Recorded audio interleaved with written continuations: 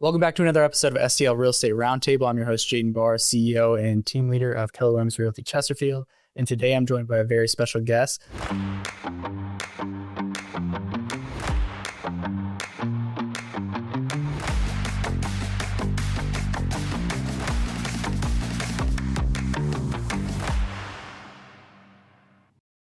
Dylan Myers. Dylan, thank you so much for taking the time. Absolutely. Happy to be here. Yeah, absolutely. Let's go. So let's dive right in. I like to start pretty much every episode the same way, which is how did you get started in a career in real estate? Yeah. So untraditionally, I think like most.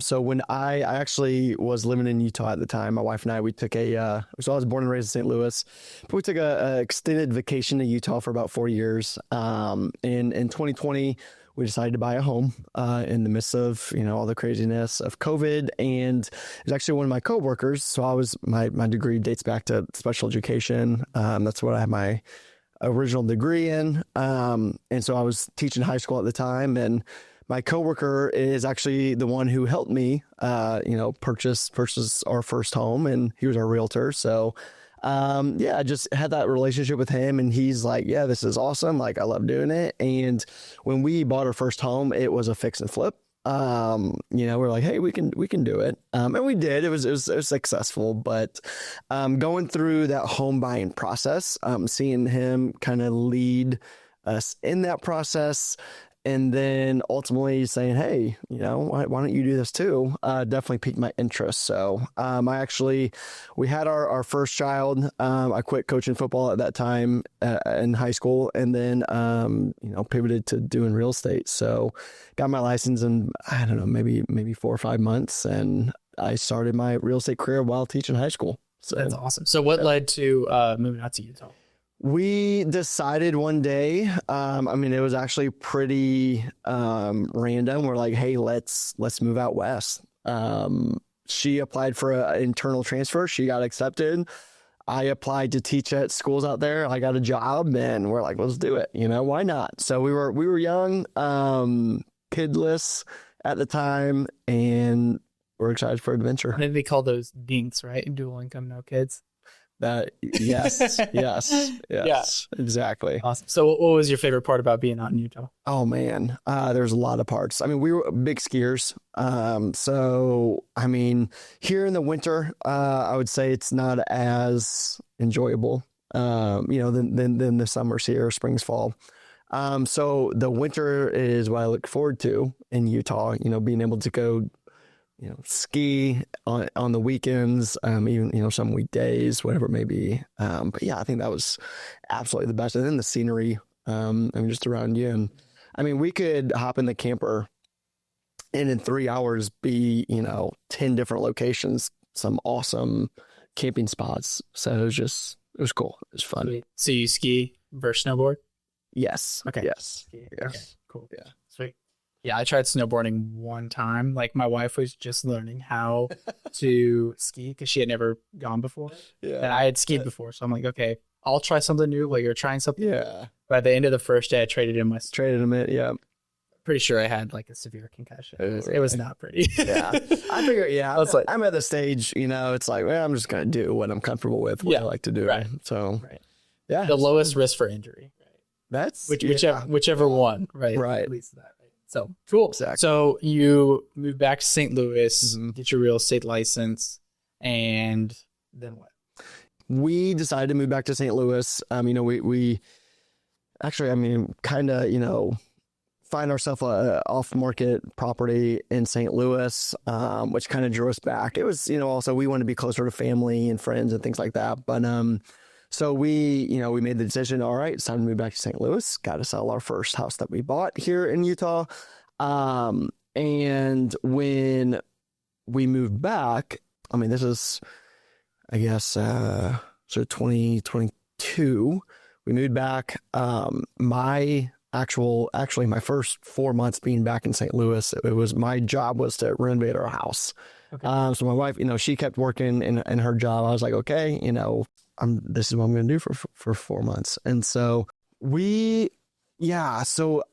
when I decided to make the transition into real estate full time. So I had 2 years under my belt in Utah while teaching high school. And I decided to just say, you know what, I'm not going to teach in St. Louis. Unfortunately, the pay just doesn't really make sense. And so I'm like, I'm just going to hop into real estate full time.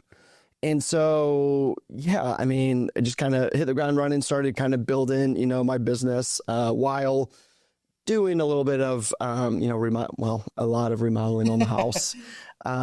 So we did that. And it's funny. I mean, I made a post on Facebook of like, hey, we're moving to St. Louis, I'm going to jump into real estate full time. And my cousin calls me and he's like, hey man, like we need to list our house like as soon as possible. I'm like, oh great. I got my first client, right away. Right. So it was a rush to kind of, because you got to take the Missouri license and transfer it and find a brokerage and all that stuff. So I was like, all right, let's do it. Here we go. So that happened. I mean, things definitely slowed down, a lot after that.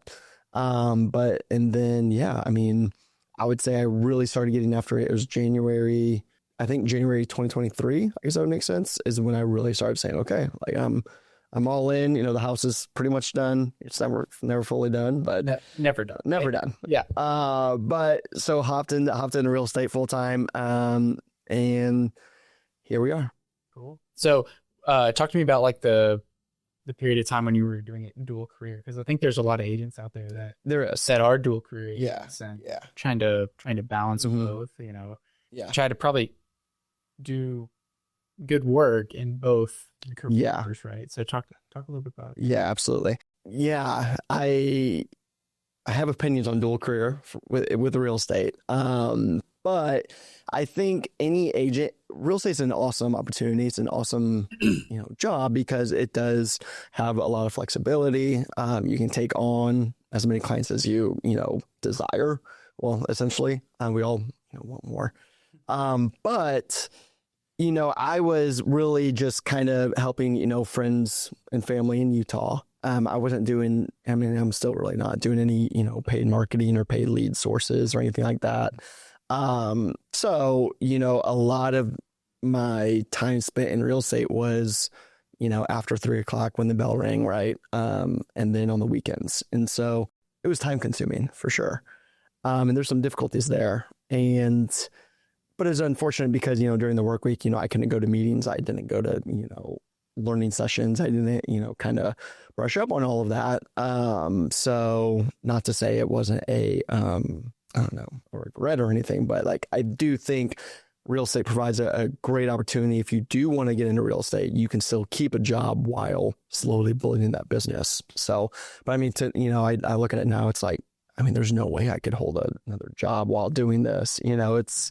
I fight to have one day off, a week, in real estate. And, sometimes that doesn't happen. So, but now I feel just so much more equipped, in my skill set in understanding the markets and, providing value for my clients because I am full time and, this is what I focus on 100%. So, I think that's important. That's awesome, man. That's awesome. So you go full time and then, obviously, you've had a lot of success, in a relatively short amount of time. So what do you think have been the keys to your success so far? I think talking to the right people at the right time. Yeah. I don't know. I think sometimes it really is that simple. It is. Yeah, it really is. Naturally, I think just with kind of my personality, I am not, I guess, scared to talk with people, and to, I don't know, go out, shake hands and meet people. In real estate, it's all about conversations. If you can have X amount of conversations, they say, that can lead to X amount of business. Right. And so, yeah, I think that's key. Just staying top of mind. That is my number one, goal in real estate marketing, right. Is to stay top of mind of all the people that I know. And that's what my business revolves around. So I think, I have around, I think it was like 72 touch points throughout the year to where all of my contacts, somehow it's through email, messages, text, whatever it may be. I'm just being there and hopefully being a resource for people. It's not just noise, right? Yeah, exactly. Exactly. And that's, that's tough. It's hard. But ultimately, I want to make sure they know that, oh yeah, we need an electrician. No, we need, this, what do we need? Have a home question, have a question about land, have a question about this, like, oh yeah, we can call Dylan. Right. So yeah, I think that's a big key is staying top of mind, talking with people. That's pretty much it. Yeah. Yeah, sometimes this business is way more simple than right. Yeah, you talk to people, be a resource, add value. That's what it comes down to. That's simple, right? Yeah. And the maths, like you talked about, like the number of conversations you have leads to X amount of appointments, which leads to X amount of clients, which leads to X amount of deals. Yeah, you can kind of reverse engineer. Like if you want to make a certain income, it's very easy to figure out, okay, this is what my work week needs to look like, right? That's very true. So it's crazy how the numbers kind of play out. Yeah, exactly. And that's something too, as you talk about being an agent, it's like there's so much that can get, can take away your attention from what you really need to do. And I struggle with that, right? It's like, oh man, I gotta, follow up with Bob, who, called me a year ago and was like, oh, hey, call me in a year. I'm going to need to sell my house. Right. And it's like, that's what you need to focus on, not kind of some of this other noise. So the busy work. Yeah. The 80-20 principle, right? It is. 80% of your results come for 20% of your. It does. Focus on that 20%. Yes. Yeah. So, okay. So you're at the point you're at today. Kind of what's the future look like for your business? What's the vision for the future of, any goals that you have or any aspiration that you have? Yeah, great question. And I think that answer changes on the daily. Yes. It's like, man, like, what? I think I'm going to go just flip homes, instead. And this residential stuff, man, this is killing me. Right. But ultimately, my vision, my 5-year plan is, I want to have essentially, I want to be providing the best service I can for people. And I think there's only so much maximum capacity I can be at to do that myself. And so I would love to kind of bring on some other, agents or other people in that field to kind of build that team, I guess you can say, to really service clients super well. Because I'm a very systematic person. I'm very methodical. It's like checklists are my best friend. It's like, did I do this? Yes. Okay. Move on down the line. And so putting those systems in place, like I truly believe that amplifies the experience that the clients have. And I have lots of ideas. I'm an idea guy, but don't have, a ton of opportunity to really, nail them down and follow suit. So yeah, I think that would be awesome. And from there, I don't know, but that's kind of where I see myself in the future. Awesome. So you mentioned you're all about systems, right? Yes, yeah. I think that's, talking with a lot of agents on a regular basis, I feel like that's an area that a lot of agents actually really struggle with. Yeah. Is having a system in place, whether it be for their lead gen or for just like the client experience, right? You think about if you go to a Wendy's, right?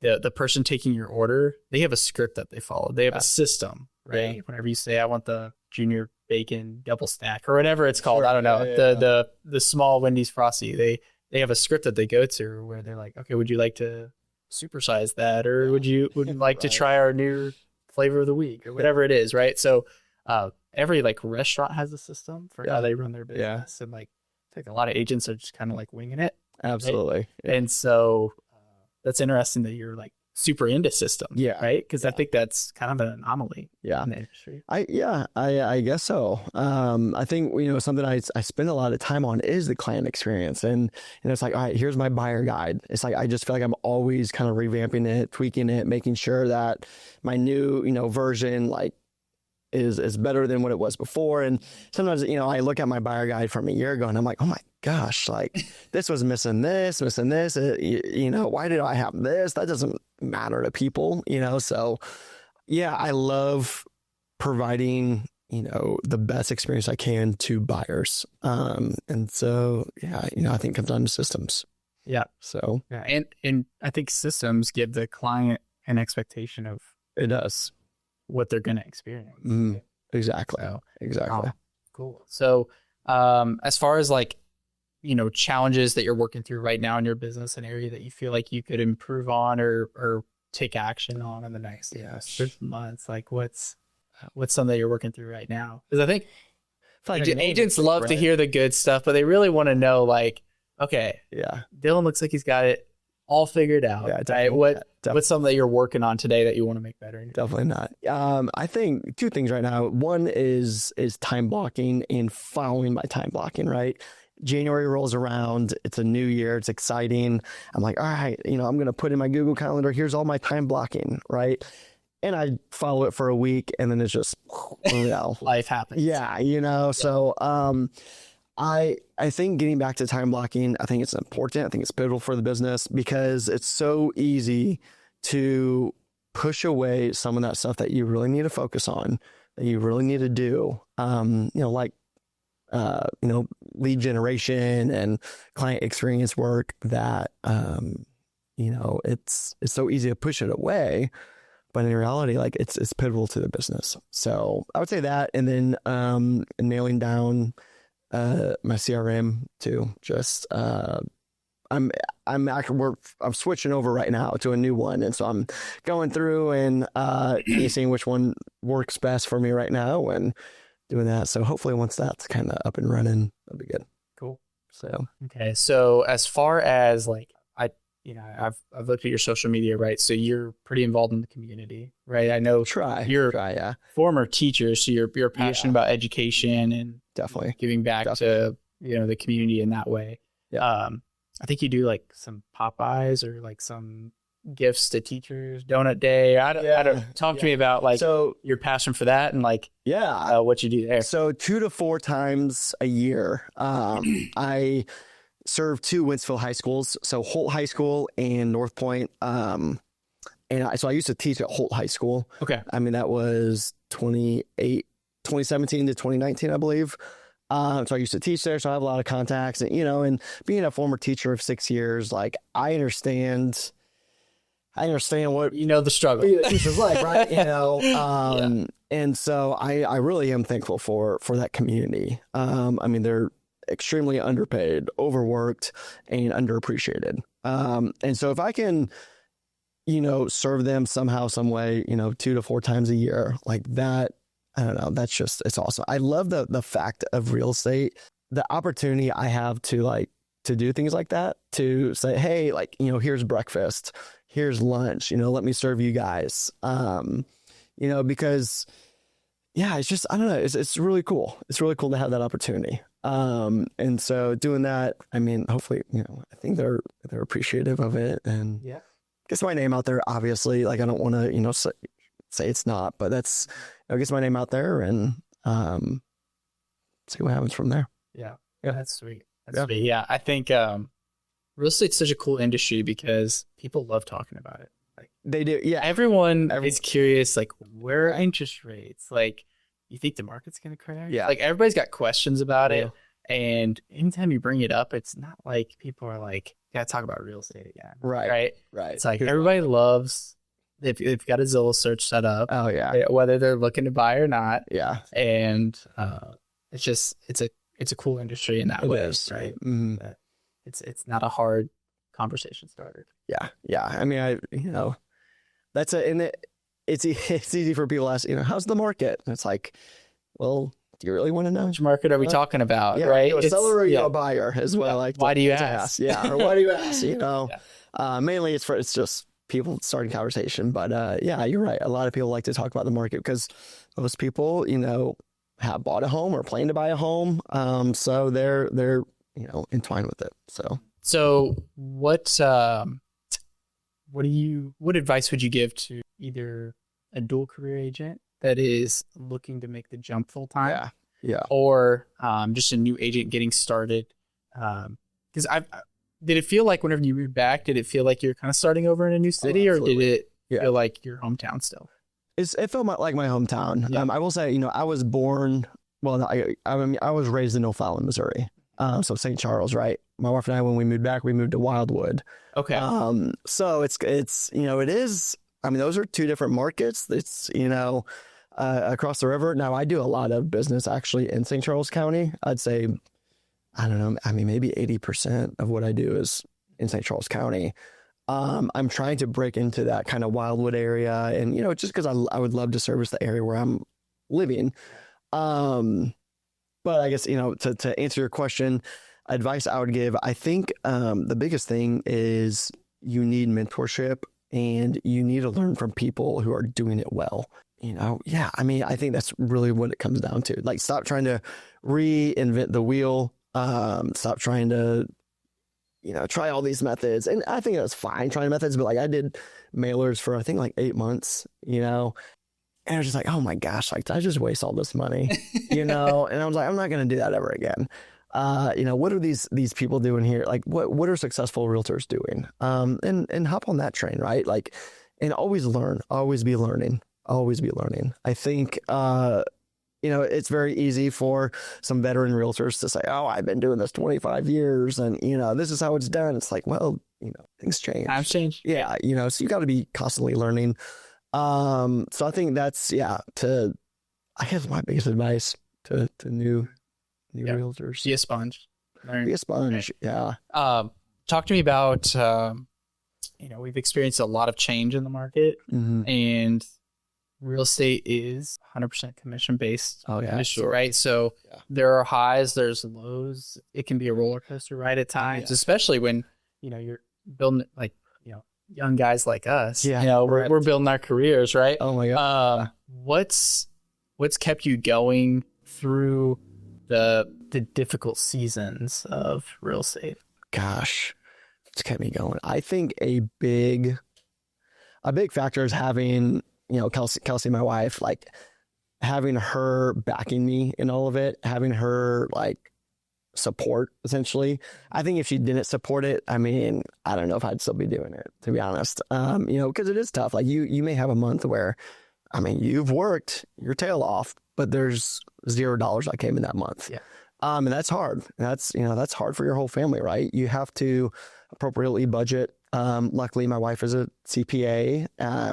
Yeah. So she appropriately budgets for us. And she has, she actually runs a company too, a financial company, where she keeps books for companies and stuff. But, so that kind of helps a little bit. And then, I mean, understanding your why behind your doing it, right? Like, why am I in real estate? It's first off, I had a transition from teaching to real estate because I needed to support my family and support our goals and our vision, of having, Kelsey stay at home with our young kids.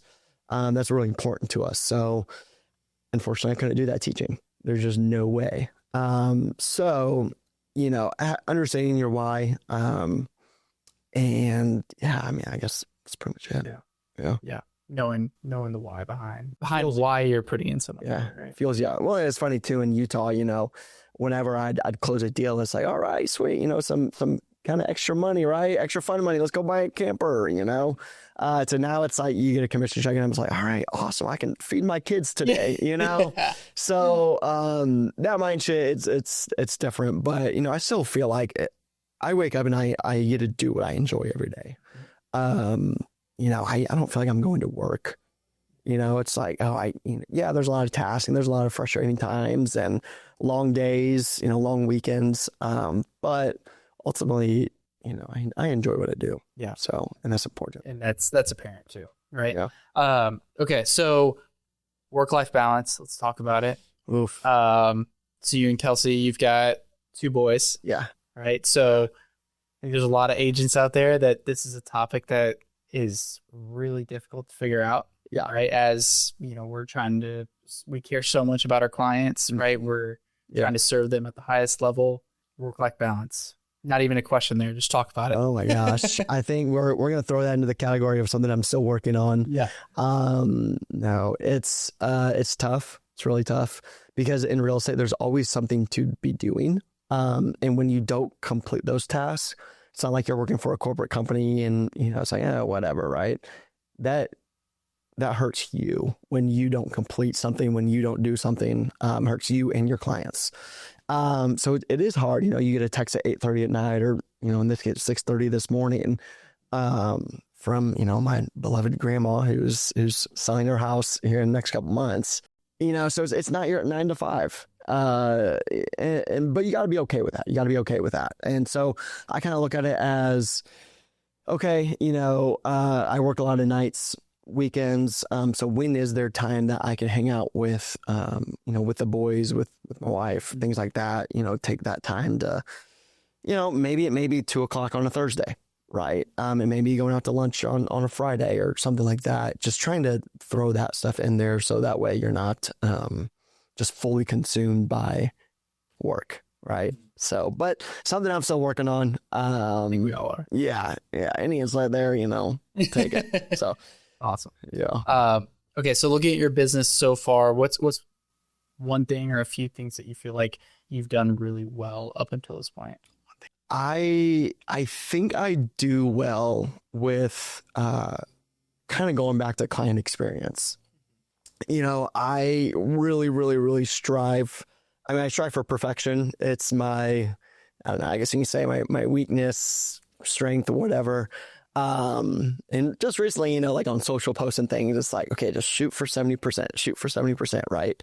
Got to kind of remind myself that. But I think what I do well is I provide my clients like a really great experience throughout the whole process. Whether it be, hey, let's go, look at a home all the way to close, or, hey, I'm thinking about selling, all the way to close. I try to be there for everything. And I've tried to think about services to make, let's just talk about home sellers for instance. How can I make that experience less stressful? Because selling your house is what I think is like one of the top 5 most stressful things you can do. Yeah. So it's like, how can I make this less stressful for them? So, that's why I'll bring boxes to my sellers. I will get their house cleaned, their windows cleaned. I have a truck, luckily. And so I'll take any of their, stuff to Goodwill if they need it. Just things like that, trying to help them out as much as I can.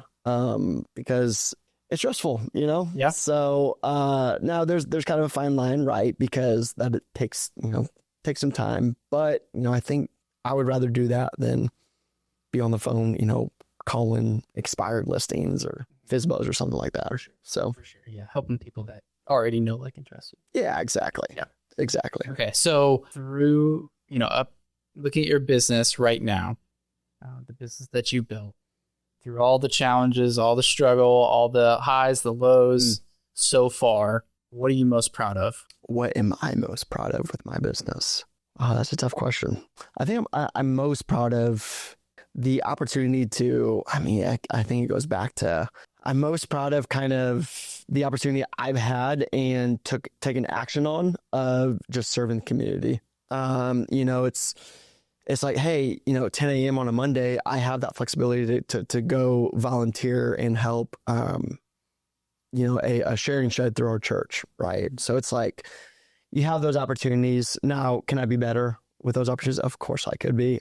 But I'm really glad that I've had that be my main focus, as opposed to what I kind of just said of, I'm not an agent to just cold call and, do expireds and FSBOs and things like that. I take that time and rather, calling those people and circle prospecting and things like that, I just try to serve the community.